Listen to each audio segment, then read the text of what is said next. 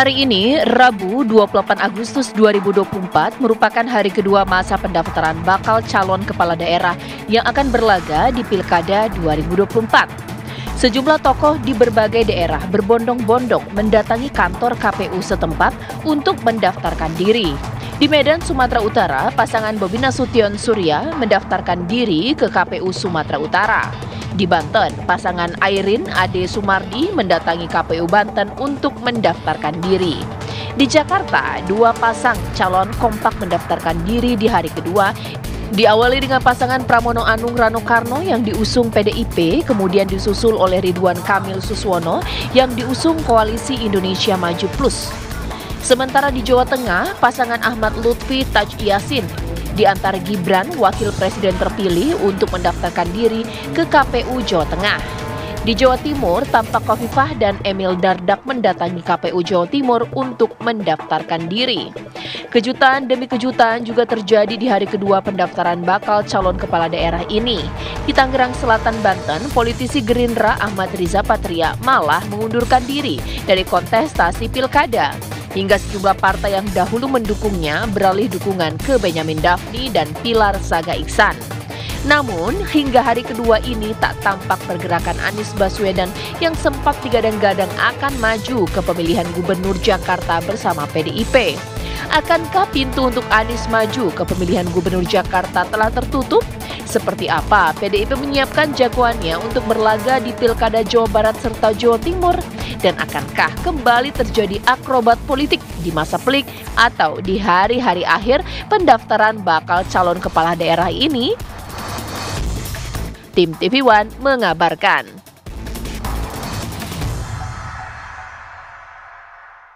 Ya, bagaimana pemirsa? Apakah Anda pusing melihat peta politik Pilkada 2024? Saya tidak tahu sih, itu mungkin terserah Anda bagaimana memaknai dan juga melihat fenomena ini. Tapi yang jelas bahwa peta politik Pilkada 2024 di seluruh wilayah menyelenggarakan Pilkada di Indonesia ternyata tidak terpola, ajek atau pasti pemirsa. Khususnya dengan keberadaan Kim Plus, bahkan juga PDIP dan juga partai lainnya. Contohnya di Jakarta, bahkan di Banten, juga daerah lainnya. Mari kita bahas di Apa Kabar Indonesia Malam.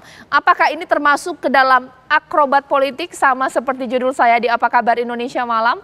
Di studio TV One sudah hadir narasumber saya, yakni pengamat politik kita, Mas Umam. Selamat malam, Assalamualaikum Mas Umam. Malam Mbak Caca. Ya, kita terpisahkan oleh pot bunga indah ini ya. Baik, saya akan menyapa juga narasumber saya yang sudah tersambung lewat sambungan Zoom, pemirsa. Yakni dari PDIP, saya mau sapa terlebih dahulu Bang Ciko dan juga Jubir Anies Baswedan. Di sini ada Pak Usama Hisham yang sebentar lagi akan bergabung bersama kita. Dan sudah ada Bang Emmanuel Melkiades Lakalena di sini, mewakili dari Golkar, Wakil Ketua Umum. Bang Melki, selamat malam, Assalamualaikum. Bang Ciko, selamat malam, Assalamualaikum. Selamat malam, Mbak Caca, Mas Ciko, semuanya. Mas Umam. Malam, Bung, Mas Umam. Sekarang saya ingin pertama kali kepada Bang Melki. Nah, ini bagaimana dari Partai Golkar? Ini saya tidak tahu ya, bagaimana sih sebenarnya Partai Golkar meracik, meramu, dan juga mengatur pola calon-calon yang berlaga di Pilkada 2024. Kok seakan-akan di satu sisi bersama dengan Kim Plus, di satu sisi bersama dengan PDIP. Bagaimana Bang Melki?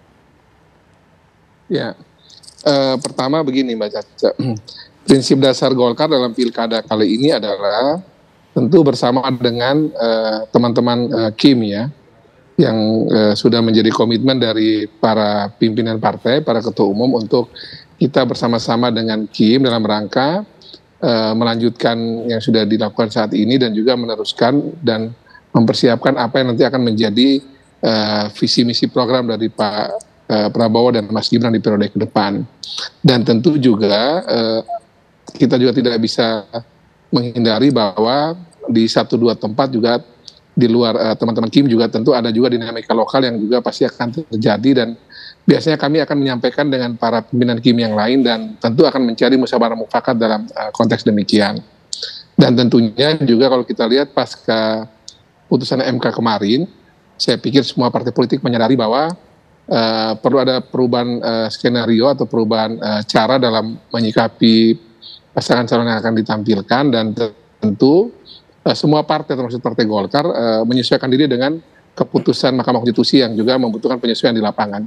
Tapi prinsipnya adalah kami ingin agar keberlanjutan pembangunan yang sudah dilakukan dengan baik di periode Pak Jokowi dan akan dilanjutkan oleh Pak Prabowo dan Mas Gibran ini bisa dipastikan juga diteruskan juga di lapangan oleh para calon-calon kepala daerah di provinsi maupun kabupaten kota di seluruh Indonesia gitu.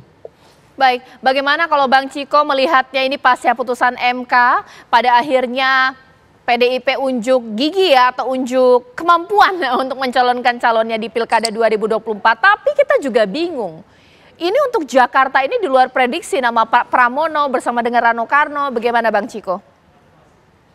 Jadi gini, pertama saya jawab dulu terkait PDI Perjuangan termasuk yang diuntungkan dalam karena putusan MK kemarin.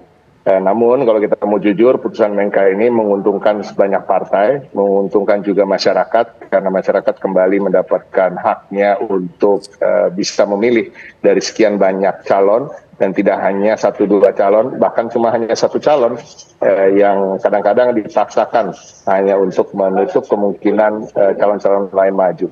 Nah, harapan kami sejak awal memang untuk bisa mengusung kader sendiri sebagai partai kader itu yang utama, sebagai partai yang ideologis tentunya bagi kami penting bagi sesama kader dan juga non-kader, tetapi yang memiliki visi, misi, dan kesepakatan yang sama terkait garis perjuangan dan ideologi.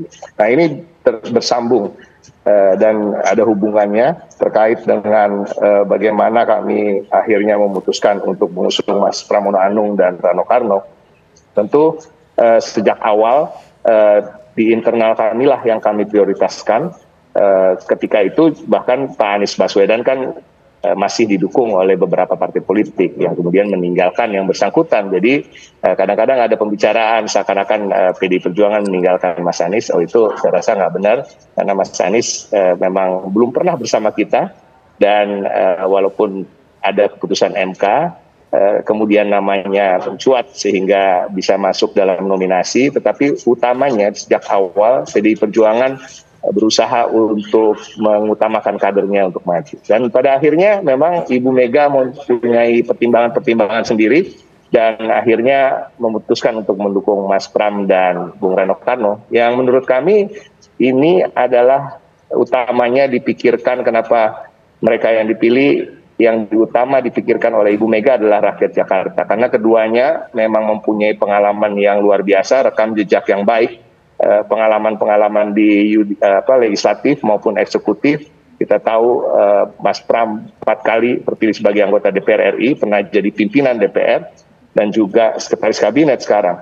Begitu juga Rano Karno yang dikenal sebagai seniman, namun banyak yang tidak mengetahui bahwa sebagai kepala daerah beliau pernah jadi wakil bupati, wakil gubernur untuk masa yang tidak terlalu lama memang, dan sekarang anggota DPR RI. Jadi bagi warga Jakarta saya rasa ini suatu kemenangan juga bahwa akan ada pilihan-pilihan yang memang mumpuni dan cakap dalam pemerintahan dan administrasi serta manajerial, dan semoga saja pasangan kami yang akan dipilih. Oke, Mas Umam, boleh dong dikomentari. Nah, ini keputusan yang tepat tidak sih dari 2 partai politik ini dalam menentukan pihak atau mungkin calon yang akan berlaga di Pilkada 2024? Kita bahas Jakarta dulu ya. Iya, Jakarta dulu. Ya. Baik. Secara general, Mbak Caca, masing-masing partai itu berorientasi pada apa yang disebut oleh Bentham sebagai kemanfaatan maksimal. Jadi maximal utility. Nah, itu seringkali kemudian ditentukan oleh banyak faktor. Mulai dari faktor pertimbangan cukup rasional, yang tidak rasional, termasuk juga hal-hal yang sifatnya incidental influence. Atau hal-hal yang sifatnya betul-betul ditentukan oleh current emotion. Dinamika apa yang terjadi di dalam partai. Nah, semua itu dalam konteks Jakarta misalnya, tampaknya memang yang dilakukan oleh PDIP cukup clear, yaitu mengutamakan kader partai. Tetapi hal itu juga bisa dibaca sebagai bagian dari upaya negosiasi, karena pasca dinamika di MK kemarin dan terjadi gerakan yang kemudian melakukan hantaman terhadap pemerintah dan menjadi ujian bagi iman politik Kim, apakah solid atau tidak solid, tampaknya dan juga menurut informasi spekulatif sudah ada deal-deal politik di mana kemudian Kim diberikan ruang, diberikan kesempatan untuk tetap memberikan komitmen menjaga apa yang disampaikan oleh MK, tapi di saat yang sama konon informasi spekulatifnya PDIP berkomitmen juga tidak mengusung Anies Baswedan. Itu dilakukan informasinya sekitar Kamis siang atau Kamis sore. Meskipun di esok harinya Bu Mega memberikan ruang, Mas Anies juga bertandang ke DPD di PDIP, tetapi terlepas dari semua itu, ya ini adalah bagian dari ekspresi kalkulasi politik yang paling rasional bagi PDIP untuk berhadapan-hadapan dengan kekuatan besar Kim Plus di Jakarta. Oke, nanti dijawablah Mas Ciko, benar tidak sih ada perjanjian di bawah meja antara PDIP dan juga Kim Plus tidak akan mengusung Anies Baswedan di Pilkada 2024? Sesaat lagi.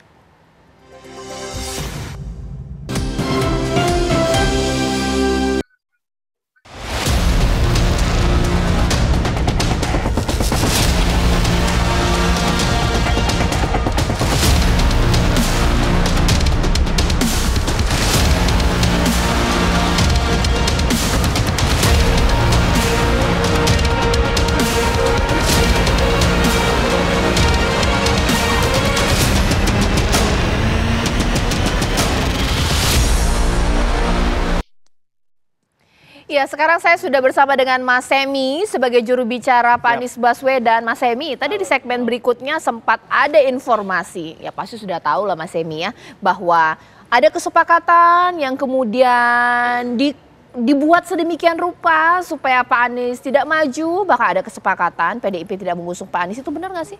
Ada kesepakatan itu ya? Wah, saya nggak lihat. Kalau bener jahat berarti namanya. Tapi kita nggak ngeliat ke sana sih. Yang kita lihat memang ini sebatas dinamika di dalam partai politik, terutama PDI Perjuangan, dan kami sangat menghormati keputusan yang diambil oleh PDI Perjuangan karena itu memang menjadi wewenangnya PDI Perjuangan untuk bisa mengambil keputusan itu. Oke. Kami di sini. Pak Anies maju nggak sih? Daftar nggak besok? Kita nggak tahu karena kan waktunya masih sampai tanggal 29 nih. Waktunya belum habis kesempatannya. Karena dinamika politik hari ini terutama di DKI Jakarta ini kan luar biasa perkembangannya. Mulai kalau kita lihat dari hari Senin yang lalu ada 12 partai mendukung Pak Ridwan Kamil misalnya. Terus hari Selasanya tiba-tiba ada keputusan MK keluar. Hari Rabunya ada putusan dari DPR untuk merevisi putusan MK. Hari Kamisnya ada aksi besar-besaran untuk menjaga konstitusi dan putusan MK. Terus perubahannya setiap hari selalu ada dan menurut saya izinkan kami untuk bisa memilih untuk optimis dengan waktu 24 jam ke depan bahwa bisa jadi keputusan-keputusan ke depan yang ada atau kegiatan-kegiatan yang ada bisa membuat Mas Anies bisa tetap berlayar. Tapi masih ada jalan nggak sih? Masih ada kendaraan tidak sih? Mengingat kemarin sempat digadang-gadang bersama dengan PDIP kan nggak jadi. Pakai kader sendiri PDIP. Nah itu makanya ke depan kan kita nggak tahu kondisi seperti apa. Kalau jalannya nggak ada mungkin ada yang membuatkan jalan kita kan juga nggak tahu. Tapi yang jelas kita tetap memilih untuk optimis dan bisa berlayar ke depan. Mas Ciko, Bang Ciko, sebenarnya apa sih alasan PDIP tidak memasangkan diri kader PDIP dengan Pak Anies Baswedan? Karena ada informasi yang berkembang ini sudah santer ya kita terdengar bahwa ada kesepakatan untuk tidak mengusung Anies dari PDIP. Ini bagaimana? Saya rasa itu bukan karakter dari partai kami. Ibu kalau bisa ditekan-tekan atau bisa dipaksa-paksa membuat kesepakatan yang tidak sesuai dengan apa yang sudah kita canangkan sebagai variabel sebagai ukuran untuk orang atau calon wakil kepala daerah.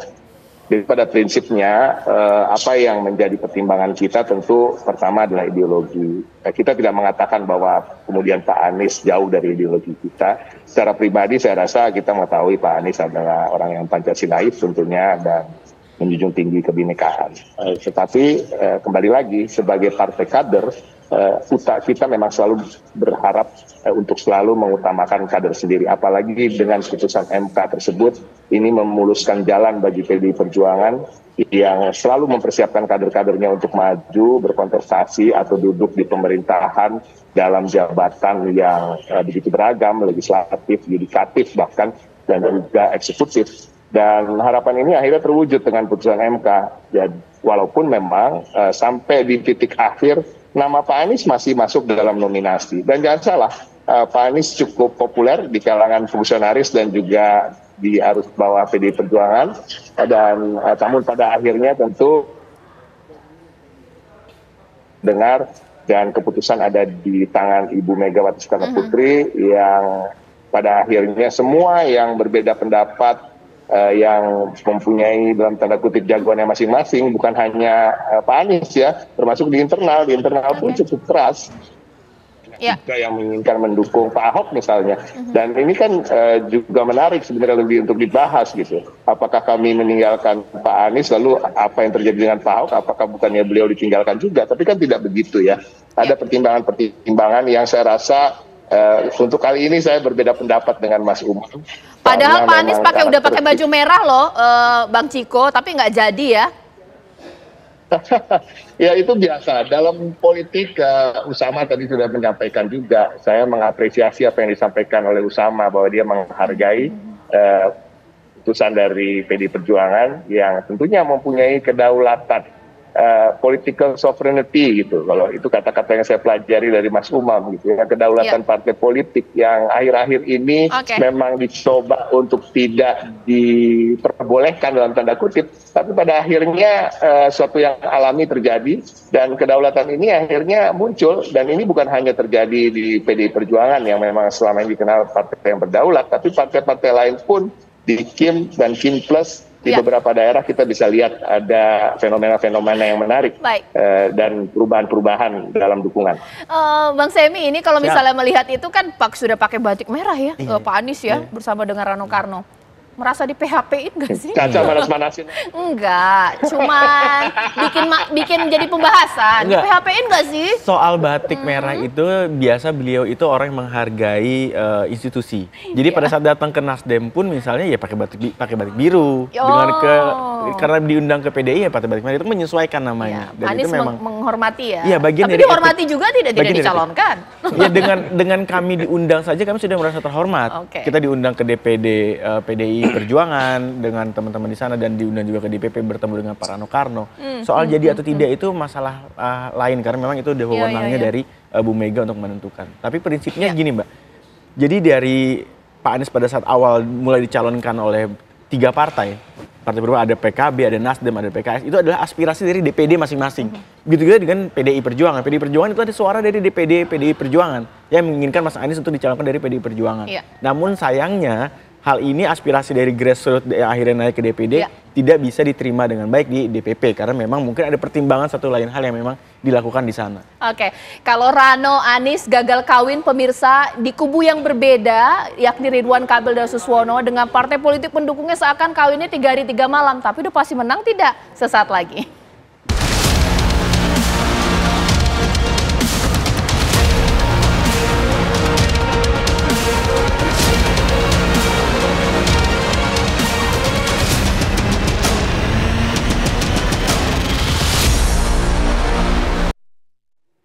Ada partai yang ya kecil lah ya koalisinya, bahkan mencalonkan partai sendiri. Ada juga yang kemudian dengan koalisi yang cukup besar, kalau di Jakarta ini Pak Ridwan Kamil dan juga Suswono. Ini sekarang saya mau tanya kepada Bang Melki. Kita tahu kalau di pilkada itu nggak bisa diprediksi. Meskipun kendaraannya itu banyak sekali rombongan ya, tapi tidak menjamin kemenangan. Bagaimana Bang Melki? Ya tentu kalau kita bicara pilkada itu gabungan dari sekian kekuatan yang bergabung ya. Kekuatan partai politik itu satu grup sendiri, kekuatan dan dari figur tersebut ya, kepala daerah itu satu sendiri, dan juga tentu kekuatan dari relawan dan tim keluarga dan di luar itu yang menjadi kekuatan tersendiri. Dan di antara semua kekuatan itu memang terbesar adalah kekuatan figur. Nah, tapi kekuatan partai politik yang sedemikian besar kalau sudah bergabung itu juga dan bisa digerakkan dengan optimal, itu bisa menjadi kekuatan yang turut menentukan kemenangan karena apabila semua mesin partai itu bergerak atau bisa digerakkan dengan optimal, baik yang dari pimpinan DPP partai beserta DPR RI-nya, baik pimpinan DPD provinsinya maupun juga DPRD provinsinya, sampai pada tingkat 2 ya, di luar Jakarta tentunya yang tidak memiliki DPRD tingkat 2, itu sangat menentukan kemenangan dari pilkada tersebut. Dan di luar dari itu semua memang kalau kita cermati tentu tidak rigid di semua pilkada ya Mbak Caca. Umumnya pilkada provinsi itu skim atau Kimpres itu juga memang masih mewarnai di banyak sekali provinsi di seluruh Indonesia. Kalau sudah masuk di tingkat 2 itu dia lebih cair, saya lihat dia punya situasinya. Dan situasi di Jakarta itu juga misalnya juga bisa kita lihat ada di Banten, ada di Jawa Barat. Kami di NTT sendiri, saya juga selaku calon gubernur NTT juga ini, kami 11 partai misalnya mendukung saya di NTT misalnya. Jadi memang relatif kalau kita bicara terkait dengan untuk pilkada gubernur itu relatif masih ada sambungan kuat ke Kim dan non-Kim, walaupun di sebagian tingkat provinsi juga agak cair ya.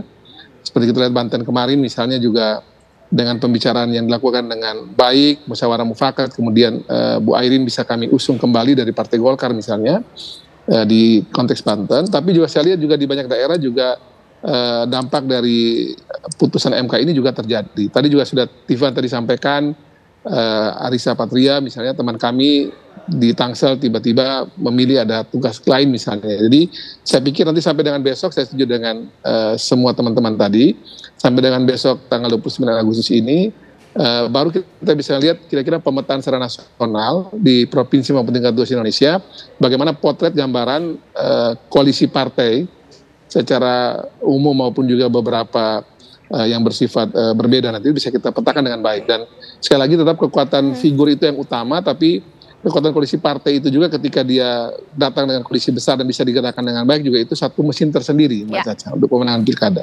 Mas Umam, komentarin dong, karena sini sudah ada Mas Semi ya. Sebenarnya diprediksi atau sesuai dengan prediksi Mas Umam, akan daftar nggak sih Pak Anies? Iya, kalau Mas Anies memang situasinya sekarang agak cukup dilematis. Karena dalam satu sisi potensi itu sebenarnya bisa dimanfaatkan oleh PDIP. Kalau misalnya tadi disampaikan oleh Mas Ciko, tidak ada kalkulasi, tidak ada kesepakatan dan lain sebagainya, ya sebagai bagian dari gerbong besar partai tentu itu adalah sebuah ekspresi kedaulatan partai. Tetapi uniknya putusan dari PDIP sendiri seolah kemudian tidak mendorong satu kekuatan yang memang memiliki potensi kemenangan lebih besar.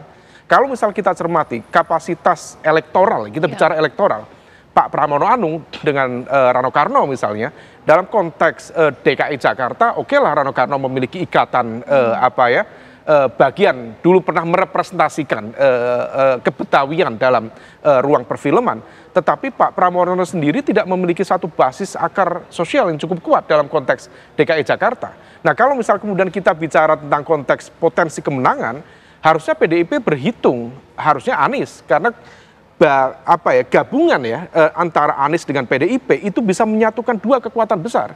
Karena dalam satu sisi kelompok PDIP misalnya punya basis di Jakarta Utara, kemudian Jakarta Barat, dan merepresentasikan kekuatan nasionalis.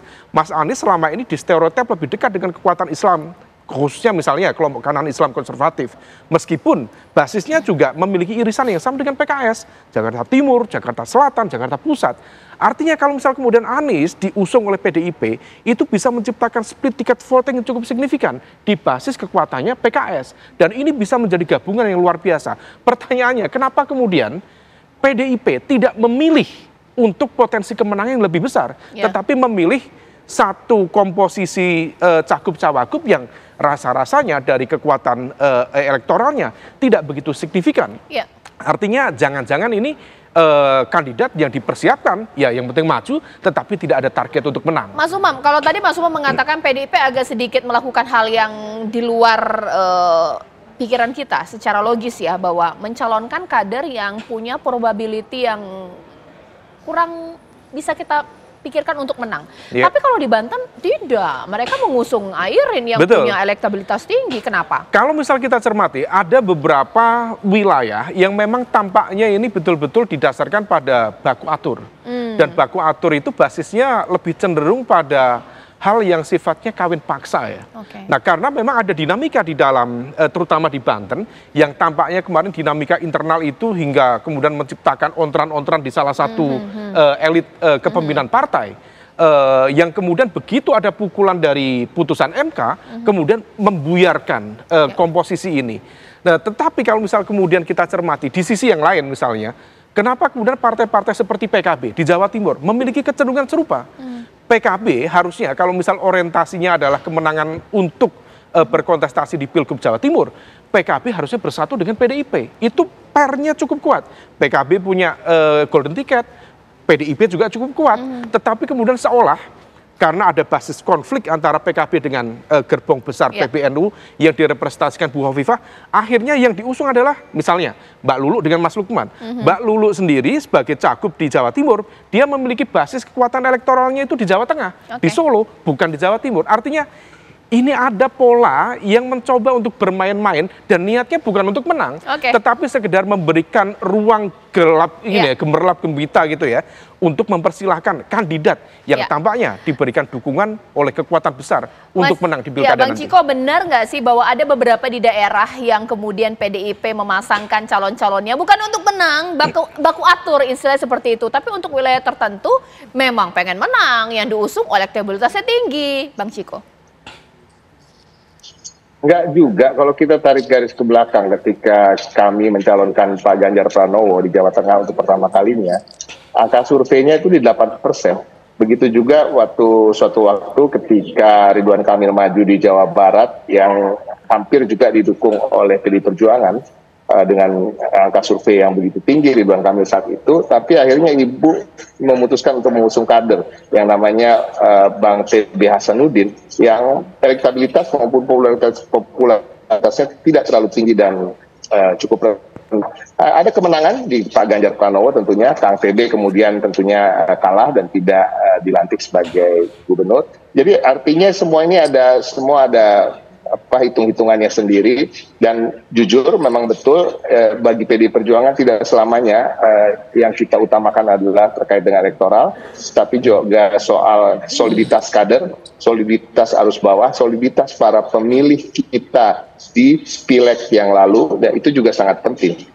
Dan ini akan terus menambah semangat dari partai. Kan kita juga melihat hal yang sifatnya jangka panjang di tahun 2029 ketika soliditas itu dibangun sejak awal, menang atau kalah itu akan bertahan sampai 5 tahun ke depan dan akan menjadi semangat yang lebih bagi kader dan para fungsionaris untuk kembali memenangkan pemilu. Baik, nah sekarang saya mau tanya kepada Mas Semi, ini pasti sudah dapat lah ini ya, ada forwardan foto yang kemudian undangan terbuka Anies Baswedan menata Jakarta, partainya udah dimasuk-masukin nih, PKB, Partai Umat, Partai Buruh, Hanura, itu benar nggak? Itu belum bisa kami konfirmasi. Jadi memang itu sekedar sebaran di grup-grup WhatsApp. Jadi memang belum ada rencana ke sana. Tapi memang proses-proses yang kita lakukan saat ini untuk komunikasi tetap intens dengan beberapa partai itu sedang berjalan, Mas. Oke. Nah ini yang nanti akan kita baca. Kenapa begitu sangat dirahasiakan manuver ini, bahkan pemirsa langkah yang dilakukan oleh Anies Baswedan? Karena apa? Takut nanti ada upaya pencegalan, takut di akhir-akhir partai politik tadi menarik dukungannya. Ini politik semuanya berjalan tidak pasti, pemirsa, sangat dinamis. Sesaat lagi.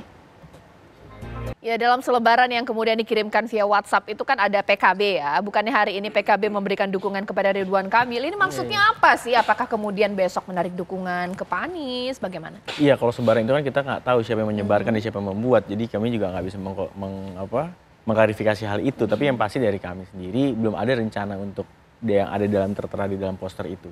Tapi yang jadi perhatian kami hari ini adalah ya bahwa ada peluang dan izinkan kami untuk bisa tetap istiqomah dalam berjuang gitu loh, dalam waktu 24 jam ke depan ini. Oke, kalau Mas Umam sepertinya melihat ini bagaimana? Apakah ini hanya isu saja dibuat untuk mendorong Pak Anies untuk semangat ini mencari kendaraan politik, ataukah memang benar adanya? Ya, tampaknya masih ada upaya untuk menyempurnakan ikhtiar di detik-detik terakhir, praktis tinggal 24 jam, karena besok jam 10 penutupan di tanggal 29 di KPUD. Tetapi kalau misal kemudian PKB memiliki inisiatif untuk mencalonkan Mas Anies, maka ini akan menjadi sebuah uji nyali yang cukup serius bagi PKB. Apakah PKB memiliki keberanian untuk melakukan itu? Apakah Caimin misalnya sebagai ketua umum PKB tidak takut dierlanggakan di dalam partainya? Ngeri. Sementara PKB sendiri sedang ada dinamika, dan dinamikanya tidak bisa dianggap sebelah mata, karena proses dinamika konflik antara PKB dengan PBNU berpotensi kemudian menjadi medan pertarungan yang kemudian memiliki implikasi yang cukup serius terhadap keselamatan politik Caimin sebagai pimpinan dari PKB itu sendiri. Nah, ini menjadi ujian kalau misal PKB memiliki keberanian, determinasi yang cukup serius untuk mengajukan Mas Anies sebagai tokoh yang kemarin dia dukung sebagai capres, tentu itu patut diapresiasi. Tetapi kalau misal tidak, ya ini sebagai sebuah realitas yang sudah kita duga sebelumnya, bagian dari baku atur, karena memang banyak pihak yang tampaknya sudah melakukan langkah-langkah yang sudah disepakati bersama, dan kalau misal tidak, mungkin akan ada yang main kayu lagi di belakang panggung. Oke, nah Bang Ciko, bagaimana ini kalau kita melihat ini ada beberapa wilayah yang PDIP belum mendaftarkan calonnya, sebut saja Jabar, bahkan juga Jatim. Ini besok seperti apa? Karena yang menjadi penentu bukan hanya kemenangan ya, tapi keselamatan partai. Kalau kata Mas Umam di sini bagaimana? PDI Perjuangan pasti akan mengusung calon dan ini bisa sangat dipastikan. Kembali lagi permasalahan kita kalau memang agak terlambat itu biasanya karena memang sebagai partai kader kita banyak sekali kader yang dalam antrian dalam tanda kutip ya, di internal saja pertarungannya nggak habis-habis karena di satu daerah misalnya kita mencoba mengerucutkan satu nama dari antara 5 atau 4 kader yang berbeda. Kita lihat sendiri di Jawa Tengah yang akhirnya kita mengusung kader sendiri di Cagup maupun Cawagup. Ya saya bisa kasih bocoran lah, Jawa Timur mungkin ya ada nama Bu Risma di salah satu antara Cagup atau Cawagup. Kalau Jawa Barat mungkin ada nama Kang Ono Surono. Ya kita lihat lagi siapa yang akan mendampingi. Tetapi daerah-daerah tersebut kita ketahui bahwa kita bisa untuk mencalonkan sendiri dan ini kita anggap suatu kemewahan yang memang sudah menjadi cita-cita PDI Perjuangan bahwa kedaulatan partai untuk bisa mengusung kadernya masing-masing itu harus di-encourage ke depannya sehingga politik dan demokrasi di Indonesia bisa sehat, masyarakat bisa mendapatkan alternatif pilihan yang lebih banyak dengan manusia-manusia atau sosok yang kompeten dan mampu untuk memajukan daerahnya masing-masing. Oke, Bang Melki, terakhir ini bagaimana kemudian karena memang sudah hampir merata ya Golkar memberikan dukungannya untuk paslon-paslon yang berlaga di Pilkada, menjamin ini on the right track, bisa menang, ini seperti apa dari Partai Golkar? Yang pasti begini Mbak Caca, karena ini pemilu kadanya serentak ya, seluruh Republik satu kali jalan. 514 tingkat 2, 38 provinsi itu bukan hal yang mudah bagi setiap partai politik dalam hal menentukan pasangan calon yang menjadi keinginannya pribadi dibanding dengan dari partai-partai lain gitu. Jadi yang pasti tidak ada satu partai pun yang akan menang 100% itu dipastikan tidak ada. Dia mesti berbagi dengan partai-partai lain. Ada daerah tertentu yang misalnya bisa maju sendiri nomor 1 atau nomor 2. Tapi daerah lain juga berarti dia mesti ikut dengan partai yang lain gitu. Dan itu adalah hal yang lumrah dalam politik di mana karena ini satu republik satu kali jalan, tidak bisa tidak kita mesti berbagai. Baik yang itu dalam KIM seperti kami maupun juga di luar KIM dan bahkan kita sudah banyak daerah ini saya lihat sudah campur sekali, bukan lagi KIM tapi sudah gabungan antara KIM dan bukan KIM dan itu sudah sangat cair pasca putusan MK kalau saya lihat. Nah karena demikian itu yang menjadi ceritanya tentunya kemenangan dalam pilkada itu bukan lagi kemenangan elektoral hanya sekedar di satu daerah saya menang atau tidak gitu.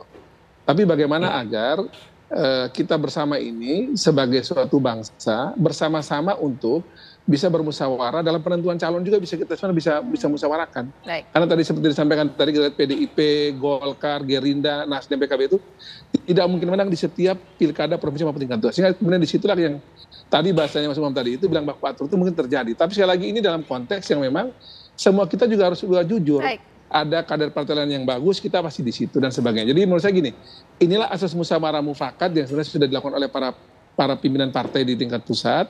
Dan nantinya setelah nanti siapapun calonnya itu tetapkan sebenarnya masih terbuka sebenarnya. Jangan dipastikan bahwa nanti misalnya calon ini dianggap underdog saat ini, dia kemudian tidak mungkin menang.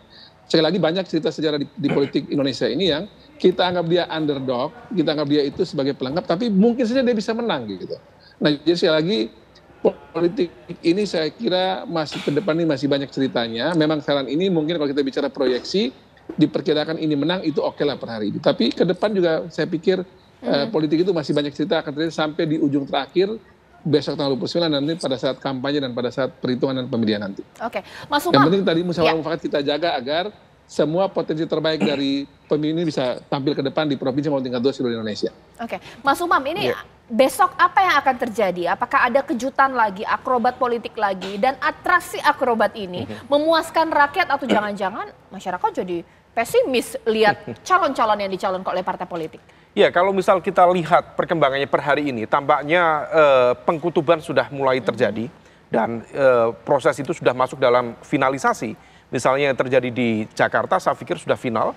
Jawa Timur yang diharapkan misalnya PKB dengan PDIP bisa bersatu untuk melakukan potential challenge gitu ya kepada dominasi kekuatan Bu Hovifah dengan Mas Emil, ternyata juga tidak terjadi. Sementara di Jawa Tengah sendiri tampaknya juga semakin kuat koalisi Kim Plus di sana, dan rasa-rasanya tidak akan ada lagi kejutan meskipun dengan komposisi kekuatan yang ada, maka prediksi kemenangan tampaknya juga sudah mulai mudah terlihat. Sehingga kemudian kompetisi yang seharusnya itu terlihat ada daya saing yang cukup kompetitif, rasa-rasanya ini kok tidak begitu terlihat. Dan potensi kemenangannya ke siapa? Masing-masing wilayah sudah punya prediksi yang jauh lebih kuat sebelum pilkada akan dilaksanakan di November nanti. Oke, kalau Mas Semi bagaimana ini?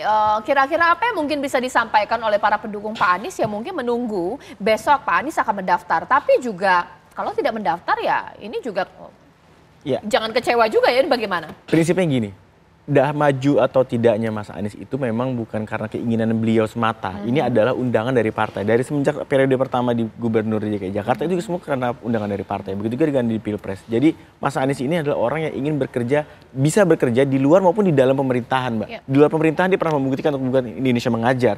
Dia mengentaskan disparitas kualitas pendidikan yang ada di Indonesia. Dan pada saat di Jakarta, pada saat di kementerian juga dia bergerak di dalam pemerintahan untuk melakukan perubahan-perubahan yang ada di dalam pemerintahan tersebut. Jadi nggak masalah sebenarnya Mas Anies mau maju atau enggak. Tapi bila memang masih ada waktu ke depan dan bila memang ada suatu peluang, ya kita bisa lihat ke depan ada perubahan-perubahan yang terjadi, dan dinamika di politik ini kan bergerak dengan cepat, menit per menit, jam per jam. Mas Emi terima kasih, Mas Umam terima kasih, Bang Melki terima kasih, Bang Ciko terima kasih. Kita nikmati sajalah besok bagaimana akrobat politik dari partai politik untuk Pilkada 2024. Karena tujuan dari partai politik ternyata mereka harus berpikir keras, tidak hanya untuk menang, tapi untuk tenang pemirsa partai politiknya.